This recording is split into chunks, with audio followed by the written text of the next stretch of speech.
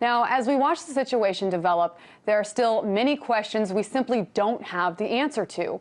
What was the point of making this film? Why did it instigate such unrest? And who is behind it? There's also a bunch of questions about the bigger picture here, what these protests mean for the geopolitical picture, and more specifically for the U.S. For a look at the bigger picture, I'm joined by Rima Abu Hamdi, RT Arabic correspondent. Hey there, Rima. So let's start off by talking about, just from the U.S. standpoint, what does this mean for us?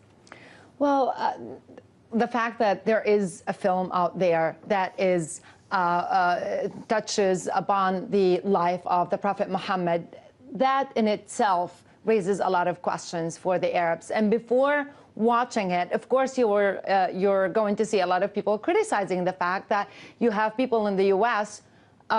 Producing this film, let alone that this film actually turned out to be very insulting to the Muslims, very insulting to the religion of Islam and to the Prophet.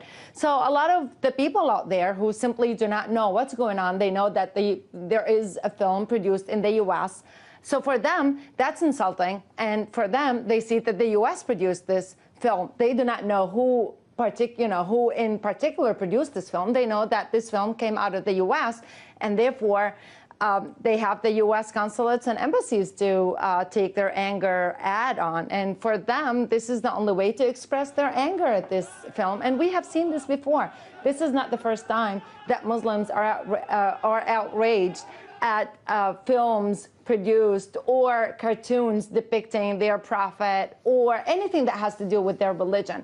This is not the first time, and whoever made this film knew exactly what to expect, especially that this film comes at this very, very sensitive time in the Arab world.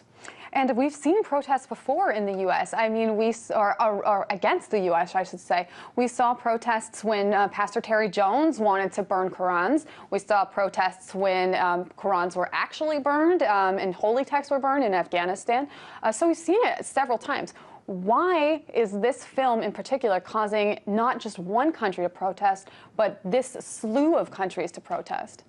Well, first of all, because it talks about the Prophet Muhammad. And for them, Muslims are taught to learn to love the Prophet more than they love themselves. So for them, this film talking about their Prophet in a very insulting way is the reason why they want to go out and protest it. And of course, you're going to see this happening in all over the Arab countries, all over the Muslim countries. More so in countries other than other countries. But you're going to see this happening in every single Muslim and Arab countries.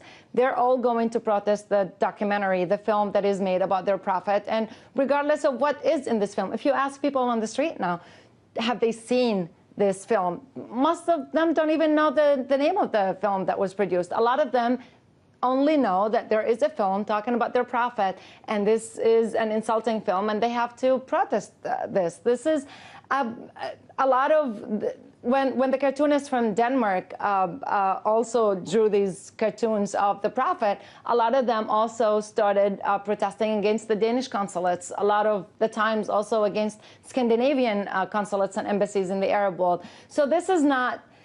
For them, whoever made this film should be punished. And for them, they only have the embassies and the consulates to, again, to take their anger out.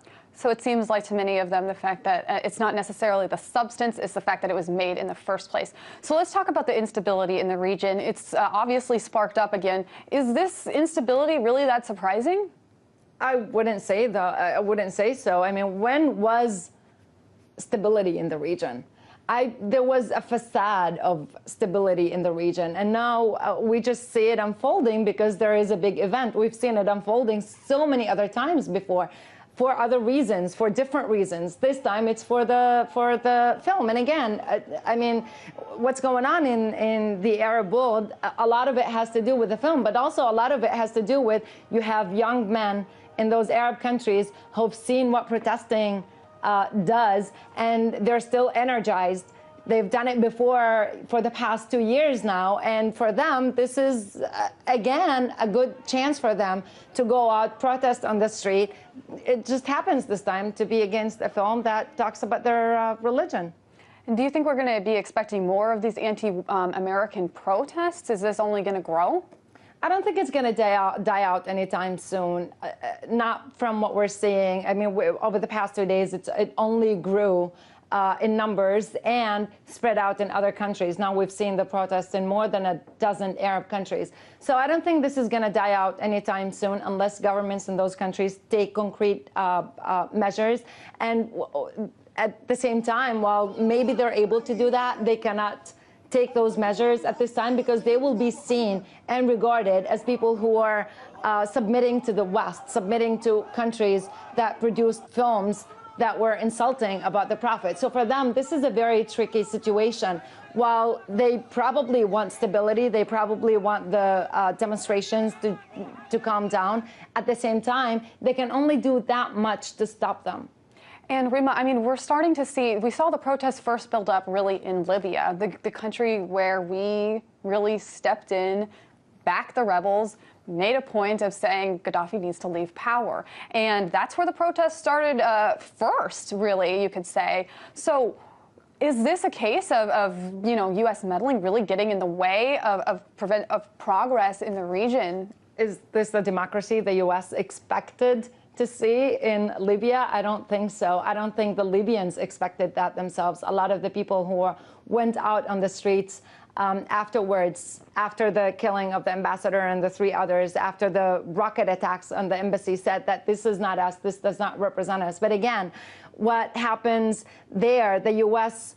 go there of funding, arming those groups, this is just an expected result of that. And we've seen voices now in the U.S. A lot of the people that I've talked to from the Arabs and from think tanks say that maybe we should reconsider what we're saying and doing in Syria, because now with what happened in Libya, this is like shooting ourselves in the foot, and we shouldn't be doing that, not at this point when the Arab world is boiling. We also saw what happened in Tunisia, now in Sudan as well. This is not an easy equation for the U.S., but it's also not an easy equation for the Arab world either.